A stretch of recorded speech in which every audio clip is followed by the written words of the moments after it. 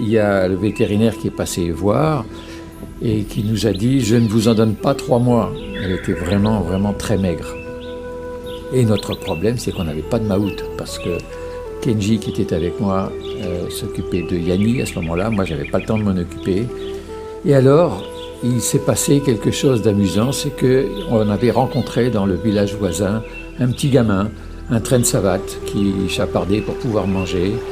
Et on avait sympathisé avec lui, il regardait nos éléphants passer. Et un jour, on était passé dans son village avec les éléphants qu'on avait en location à l'époque.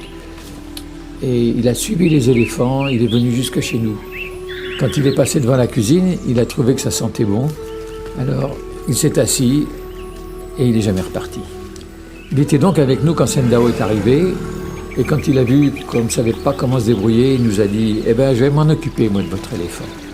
Il n'était jamais monté sur un éléphant de sa vie et il s'en est occupé. Et il s'en est très très bien sorti, il y a mis tout son cœur. Et cet éléphant qui était complètement laissé pour compte, abandonné, maigre, s'est remis à manger, a repris la forme. On aurait dit qu'elle avait retrouvé le sourire presque. Bref, San et Sendao, c'était un couple extraordinaire.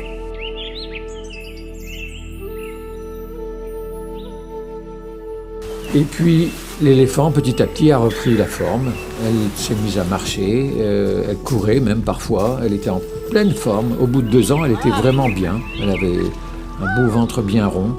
Et là, il s'est passé quelque chose d'incroyable.